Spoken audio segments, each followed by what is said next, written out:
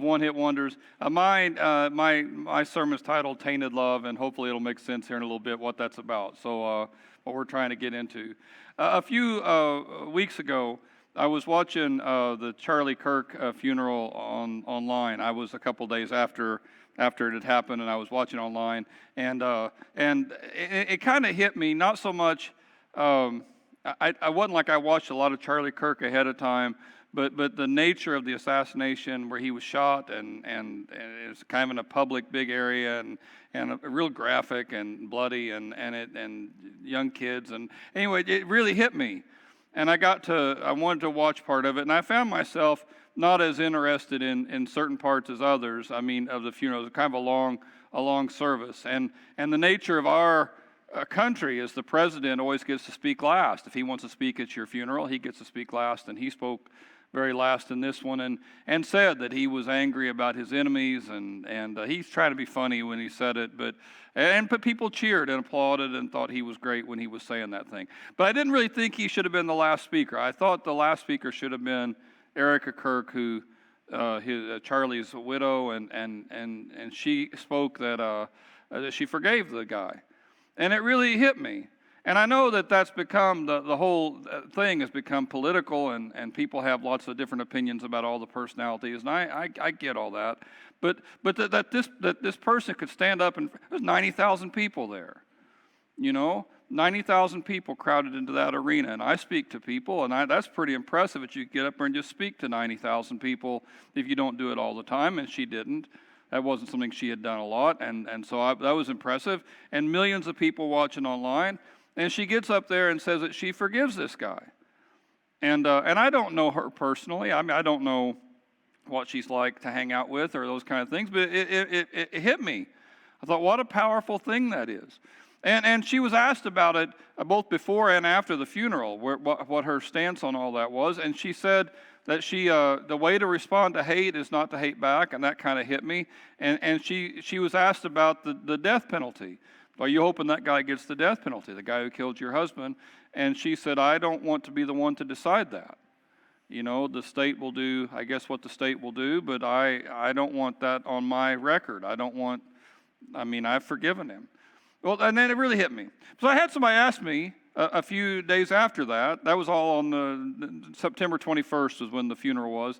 Asked me a few days after that, and then I saw an article that had kind of made the same point. Is that consistent? Is it consistent to say, I forgive them, but then not say they shouldn't get the death penalty? If you're forgiving them, shouldn't you say, I don't want them punished at all? And it got me to thinking about it. And then the article I read was wondering if she was being hypocritical to say she forgave, but then also being open to this guy getting punishment. And it kind of put me into, the first one thing I thought of was Judas. And I think that Jesus forgave him. I do. But he was real clear that it'd been better for Judas if he hadn't been born. That the punishment was going to come, and it was going to be intense. And I don't think those things are necessarily tied together as much as we want to tie them. I think when you forgive, you're releasing that person. You're not personally going to think about it. You're not personally going to stew on it. You're not personally going to get even. I think that's required for every Christian. And even though she has said she's going to do it, it's a hard road. It's very hard to forgive people. But at the same time, I think we know as Christians that ultimately people are going to get pretty much what's coming to them. I think that's the whole notion of heaven and hell. It's why we need a Savior, somebody who can save us from our own mistakes and our own sins and our own foolishness. And so that contrast, and how you can hold both those ideas in your head at the same time, I wanted to talk about that. And this One Hit Wonders series is a chance for me to do that. And so that's what I want to speak about. And I'm aware that we may get into kind of a deep dive. I think Trent told me that I may have set a record for the number of slides I put up on the screen, and so hopefully it'll just fly right by. But I just wanted to kind of look at Judas and think about who he was, and then think about what it is that God requires out of us. So I'm just going to get started here.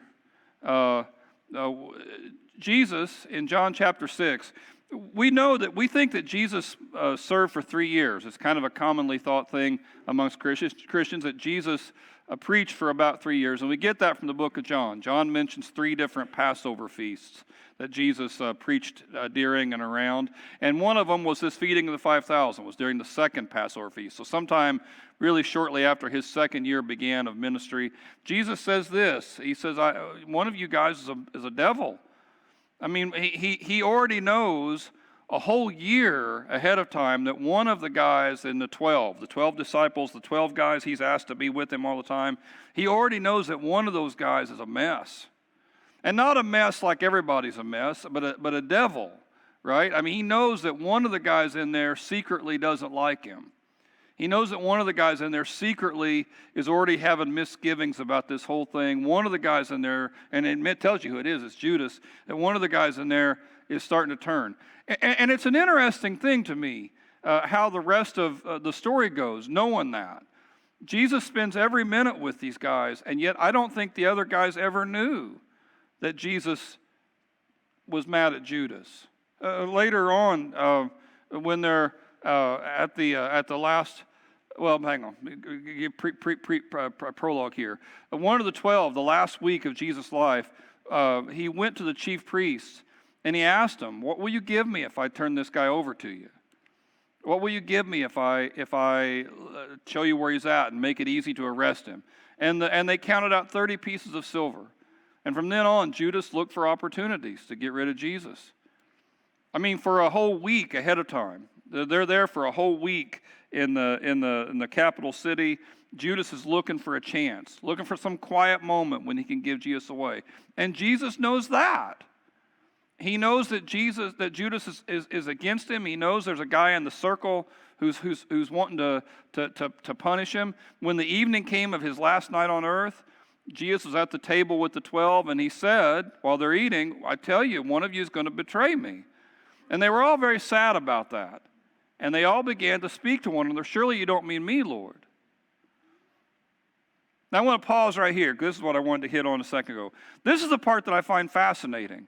If Julia really didn't like somebody, if Julia really, my wife, if she really didn't care for somebody, I would know it. She wouldn't have to tell me. You just pick up on it. If you live with somebody and that person doesn't like somebody else, I mean, you start to gather that. You know, they don't have to tell you about it. You just sort of know. And yet, Jesus apparently never felt that way about Judas. He knows he's going to betray him. He knows that's going to happen. But when he says, "I'm going to be betrayed," they don't all go, "Well, it's Judas, right?" I mean, they don't all know that. And Judas had acted just like all the other guys. And he didn't stand out. Jesus sends all the disciples out to heal people and to chase out demons. And when Jesus says, "One of you will betray me," they don't say, "Oh, it's Judas, right? I noticed his demon didn't come out when he tried." Or, "I noticed that he wasn't able to heal people like the rest of us." I mean, they'd all been given power by Jesus. He had treated them all the same. He had given Judas every privilege that he gave the other guys. He just never adjusted. I just find that, I mean, I find when I sit where you're sitting and I'm listening to a speaker, it's easy to zone out. And it's okay if you do that, because it's easy to do that. But if I can have you just for a second think really hard about it. I mean, a lot of times, if I know you don't like me, that's enough for me not to like you. If I know you've been talking about me, if I know you've run my name down, if I know you've said something mean about me, that's enough for me not to like you back. I can be real fragile about that thing. And yet Jesus knows for a year that Judas is turning. And he knows for a whole week that Judas has already negotiated it. At the end of them all asking this, Jesus says, "Well, it's one of you guys." He says, "One who dips his hand in the bowl with me, one of you who is," at Passover, they would all dip their bread in like a puree of fruit and stuff, and they would eat that. And he says, "One of you who have dipped your hand in the bowl, the Son of Man," he says, "I'm going to go like it's prophesied, right? I'm going to go like I'm supposed to go. But woe to the man who betrays the Son of Man. It would have been better for him if he hadn't been born." And then Judas says, "Well, surely you don't mean me." Now, he's got the money in his pocket when he's saying that. I mean, he knows exactly who Jesus is talking to. He's not saying this for Jesus' benefit. He's saying this for the other 11 guys' benefit. So they won't think he's a bad guy. And it's just really ugly. And Jesus never quits on him. In a whole different place, it's the same event, same Last Supper, but in John, when John's telling the same story, John says, when Jesus said to all of them, I tell you the truth, one of you is going to betray me. The disciples had no idea, right? They didn't know which guy it was. They're all baffled by this. They're all confused. And Jesus says, he speaks it to John, who's sitting beside him there. He says, I'm going to tell you who it is. It's the one whom I give this piece of bread when I've dipped it in the dish. Now, the Last Supper, probably, it was a U-shaped table, almost certainly. That was kind of a common thing there. And Jesus would have sat at the very head of it, and John is on one side of him, and he's talking to John. I'll tell you who it is, he says to John. It's the guy I give the bread to, and then he hands the bread to Judas. I mean, they're all right there together. Judas is right there. And he dips the piece of bread, he hands it to Judas, and Judas takes it. I think, by the way, that's the last moment. I think at that moment he can't really stop the wheels from moving for Judas. I think Jesus says that, Judas hears him say it, and he hands it to Judas. When Judas takes it, I mean, I think it's all over. As soon as he takes the bread, it says Satan entered into him, and he went out, and it was night. And John, it really was night. He's not making that part up. But with John, there's always a lot of light symbolism. And as soon as Judas takes the bread, it's an hour of darkness. As soon as Judas takes the bread, it's all over, and there's no more chance to get away. If I had a whole nother one-hit wonder sermon, I'd like to hit on that idea for a second. I think people always think that they can turn around whenever they want to, that you don't have to. I think people think they can always get out of it whenever they want to. And it's really easy to see it when it's like an addiction thing, like an alcoholic. The alcoholic will say, I could quit whenever I want to, but we know they can't. And deep down they know they can't, right? They'll say that, but they can't. It just gets so deep, it gets its hooks in you so much. But that's the way it is with any sin. You always think that you can walk away and you can change whenever you want to, but once it really gets its hooks in you, it's hard to let go of. It's hard to turn. And for Judas, once he takes the bread, I think it's all over. Later that night, Judas, one of the 12, will come to Jesus, and he's got a crowd with him, armed with swords and clubs, and they're sent from the chief priests and the elders of the people. And the betrayer had arranged a signal with them, I'm going to kiss the one that you arrest. And he goes up to Jesus and he kisses him. Greetings, Rabbi. And there's an insult in that too, that Judas walks right up to him. That's kind of an insulting thing. It wasn't supposed. That's kind of out of character. And it's also a disrespect thing. If I thought that somebody was above me, in that culture, I might kiss them on the hand. If I thought they were way crazy above me, there's a story where a woman comes and anoints Jesus, and she kisses his feet. She thinks he's amazingly above her. But Judas kisses him on the cheek there. And it's like we're equals. And it's a lack of respect. And Jesus responds to it. He says, in one gospel, he'll say, are you betraying me with a kiss? But here in Matthew, he says, do what you came for, friend. And I looked it up just to make sure that it wasn't some sarcasm. Because if I had said it, it would be sarcasm. Like, okay, buddy, let's get on with this, But there's no sarcasm in there. I mean, the language of it, even as he's getting arrested, he's still open-hearted to Judas. Even as Judas has taken this as far as it can go, he's still open to Judas. He's still kind. And I just find all that amazing. Now, of course, it doesn't change what's going to happen. I mean, Judas is still on a bad path, and that bad path is going to take him to hell, I think. I think the Scripture is real clear about that. But but Jesus continues to show grace to him until the very end. All that was in my head when I was talking to somebody about this Erica Kirk thing. And they asked me, is it hypocrisy to say you forgive them, but then if they get punished, they get punished? Is that hypocrisy? And I don't think so. I think the stuff that we do, it has a way of finding us out. And with Judas, who does this awful thing, he lies and sneaks around and betrays, and he's the best man. How you could spend time with Jesus, what a gift that would be. To wake up every day and just to hang out and to see the things that he saw and to be a part of it. And the way the Bible makes it seem, he sells him out for just a little bit of money. There's not like a deep reason. He's just greedy. He's just selfish. He sees a chance to profit and get himself out of it, and he takes it. It's kind of like a Benedict Arnold thing in American history. Benedict Arnold was passed over for a promotion, and he thought he should be a general quicker than he was, a bigger deal than he thought that he should, quicker, and his wife wasn't even sure that she agreed with the Revolutionary War. She wasn't even sure she agreed with what they were doing, and they offered him some money. The British offered him 20,000 pounds, which in that day, today would be just an enormous, crazy amount of money if he would betray, and so he agrees. He's going to sell out everything, sell out the American cause for just a little bit of money. And when you read about Benedict Arnold, he never got over that. Like the rest of his life, the British didn't really trust him. The Americans despised him. He kind of died lonely.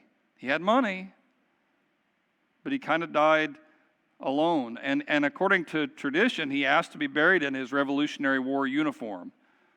He said he never should have took it off. And I wonder in hell if Judas feels some of that. If I could do it again, I don't know. But Jesus, okay, here's the focus though. In spite of the fact that he got what had coming to him, Jesus continued to show grace. When I saw that on the Erica Kirk, when she said that, it hit me.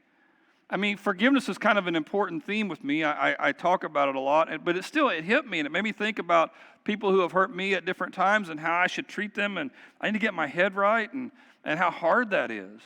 A couple days later, I was looking on social media, and you can't read that from the back probably, but it's Tim Allen, Santa Claus, and Buzz Lightyear, and a bunch of different things he did, Home Improvement. He wrote this. He says, when Erica Kirk spoke the words on the man who killed her husband, that young man, I forgive him, he said, that moment deeply affected me. I've struggled for over 60 years to forgive the man who killed my dad. And I'm now going to say these words as I type, I forgive the man who killed my father. And it affected him. Just seeing that example of forgiveness. And I don't know much. He's not spoken very much about it even since then. Apparently it was a drunk driving thing. Killed his dad. And he'd been mad for 60 years about it. But he saw this woman get up and make that deal, and it hit him. It affected him. And it affected me. I think there's this call for us to show grace to people, and I still believe that it's the best way to live. I think Jesus does it naturally. I do it very unnaturally, but when I do it, I think it's the best way to live. We just aren't meant to carry these grudges.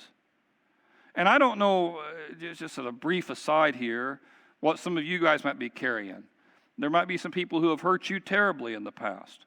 And I'm sure if you told me the story, I would shake my head, and it'd be hard for me to get over that. I understand. But when you hold on to it, when you carry the burden of it, you're the one who suffers. And a lot of times the person who hurts you is not even aware of it. When you carry that burden, you're the one who gets the ulcer. You're the one who gets the migraine. You're the one who gets the sleepless night. And I think, if I forgave them, it's like I'm letting them off the hook, but you don't have them on a hook. They're still living their life, whether you're mad or not. All that grudge is doing is hurting you. C.S. Lewis, in one of his books, talks about how eventually your sin and hell just continues to grab more and more and more of you. And there's a story in The Great Divorce where a woman was a grumbler, he says. And when she first started grumbling, she said, I wish I didn't do that. I need to quit. I need to change that. I don't want to grumble but she didn't change it. And the grumble got more and more and more. And in hell, eventually, that's all she was a grumble. The grumble just took over everything. I think a lack of forgiveness does that. And I've met people like that, where the conversation quickly turns to their hurt as soon as you start talking to them. They've so dwelt on and meditated on their pain that that's really all that they have anymore. And the person then, who was the very worst person in their life, becomes the person who controls their life and directs it.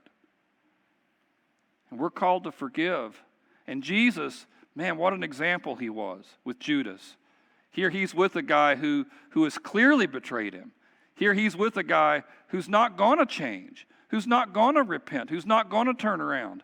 And Jesus, till the very last moment, shows grace. You know, it says at the Last Supper, he washes their feet. He washes Judas's feet before he betrays him. He's washing Judas's feet while Judas has the 30 coins in his pocket.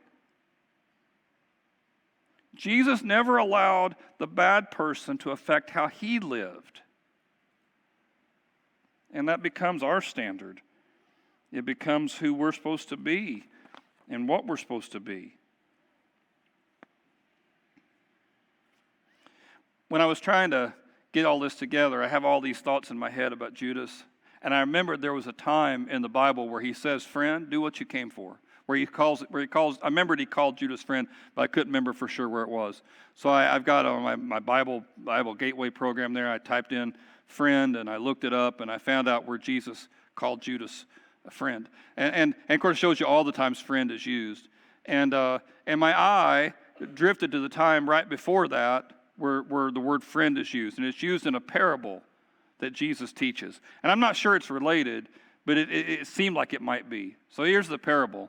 Jesus talks about a kingdom, because the kingdom of heaven's like a king who had a big wedding banquet for his son. And he sent his servants, those who had been invited, tell them to come, but they didn't come. Which is a pretty big deal if it's a king. If it's a king, like a real king, not like, a king who can kill you with just a word. If he invites you to come, you got to go. But he invites people to come and they don't go. And even after he invites them, he sends the servants out to get them and they still don't go. And so he sent out more servants and said, tell those who have been invited to come to my dinner. My ox, my fattened cattle have been butchered. Everything's ready. Come to the wedding banquet for my son. But they paid no attention to it, right? And they all went off, one to his field and one to his business, and the rest mistreated the servants. And the king, it says, is ticked off about it, like you would imagine. And so he sends his army and destroys those murderers. He burns their town. It is a real hard, ugly story. And then he said to the servants, my wedding banquet's ready, but the guys I invited didn't deserve to come. So he says, go out and get anybody. Just go out and invite anybody you can. So that we invited the best of the best. They didn't want to come. Just go invite anybody.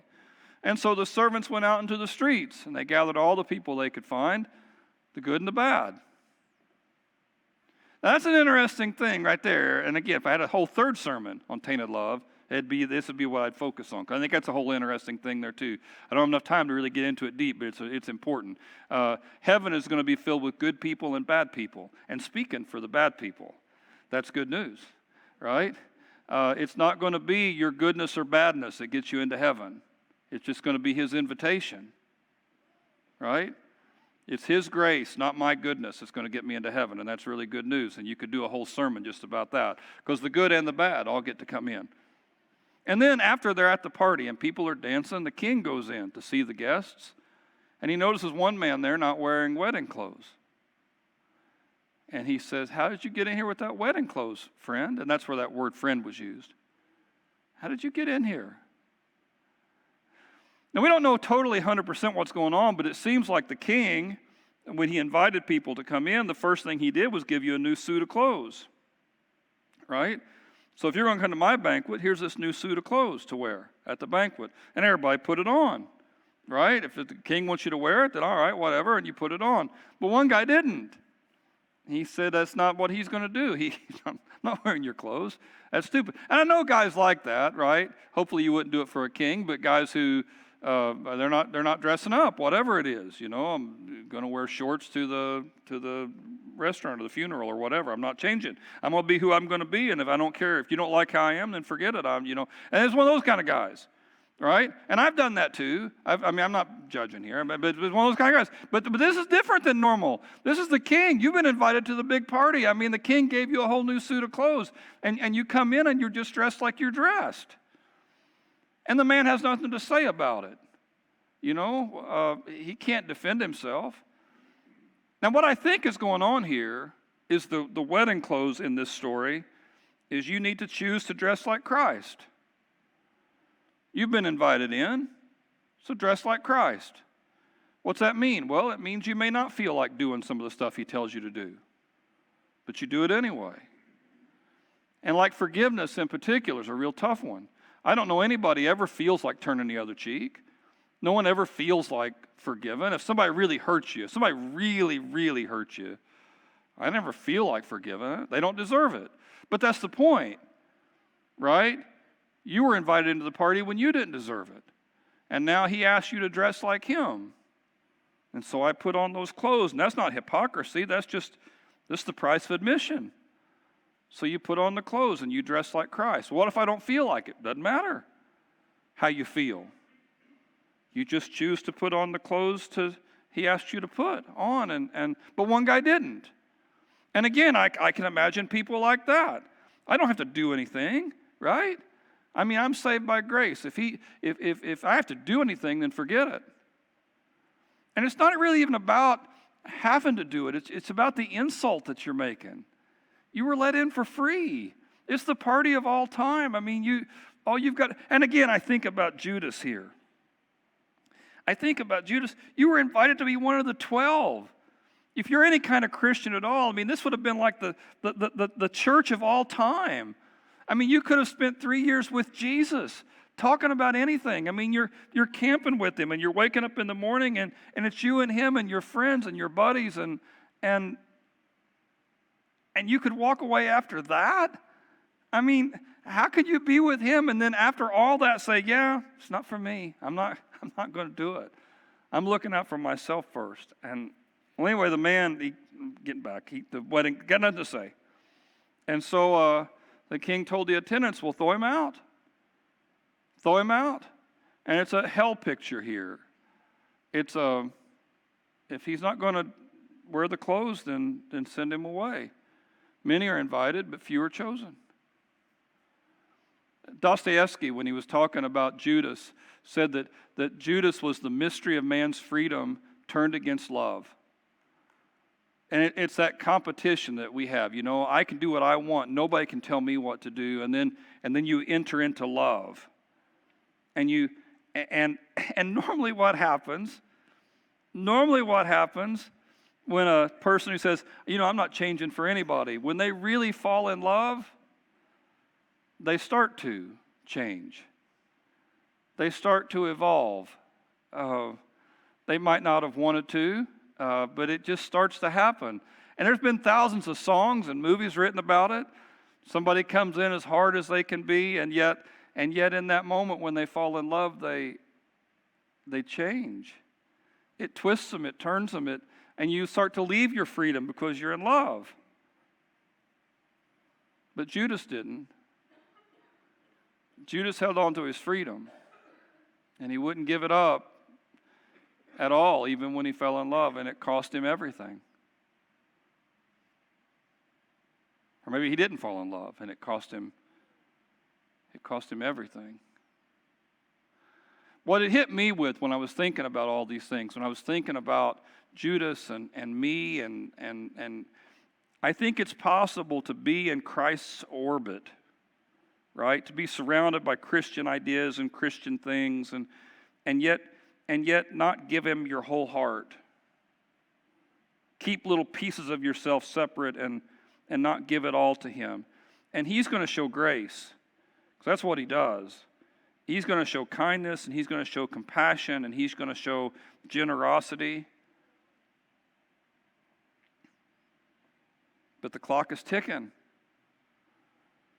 And eventually, this life will be over, and I'll have to decide about the next one. And it'll be determined, I think, by whether or not I've been willing to follow after him. Whether I really wanted to be like Christ. Tim Keller, when he was talking about this idea, said that people resent that. And they say, I don't think it works that way. I think all that matters is that I'm a good person. And that's not all that's going to matter. In Keller's story, he says, imagine a woman a single mom, and she raises her son, and she doesn't have much money. Money's tight the whole time because she's a single mom, so she can't work great big hours because she's taking care of her kids, and her son. She teaches her son how to be good, teaches him how not to lie, and how to work hard, and how to be good to the poor, and her son becomes good. He does those things. He doesn't lie. He doesn't cheat. He's good to the poor. She gets all her money that she can together. She sacrifices for years and years and years and sends him to college, pays for everything. And when he finally gets through college, he's a big deal. And he goes to another city and he starts his career, and he never really calls his mom, checks on her. He never visits. When he hears that she gets sick, he doesn't do anything about it. When he hears that she gets really, really sick, he arranges to put her into a home, but he doesn't go check on her. And somebody challenges him on it, challenges the son on that. How could you do that after all your mom did for you? And he said, wait a minute, I'm a good person. I don't lie. I don't cheat. I'm good to the poor. That's the most important thing, right? That I'm a good person. How would you feel about a guy like that? I mean, isn't it offensive to see somebody be the recipient of that much love and then turn cold to it? That isn't it obvious that it takes more than just being a good person? Peter says we should make every effort to confirm our calling and our election, and if we do those things, we won't stumble, and we'll get a rich welcome into the eternal kingdom of Christ. Man, that's what it's about. We make every effort. I just want Jesus more than any other thing, and so I'm going to choose to dress up like him no matter what. And even in my moments where I'm like Judas, I can trust his grace to give me strength to keep trying, and hopefully I can leave this Judas part of me behind and be like Jesus, which is my hope and dream anyway. I think this is what we're called to. Let me pray for you. Dear Lord God, I thank you for this group. I pray, Father, as we leave this place and go our separate ways, Father, as we make decisions from this moment and head out, I pray you help us to make good decisions that are going to focus us back on you. God, I know that there are people in the room who, for whatever reason, don't focus on you very much. They don't think about you. They don't pay attention to you. They think that they're pretty good people and that they don't need to do that. And if they ever need you, they know where you're at and they'll make contact then. But I just pray for us today, God, that we can understand the love that you had for us. That we can understand, God, the sacrifice that you made for us. The way, God, that you laid your life down and laid yourself down where you just gave so much.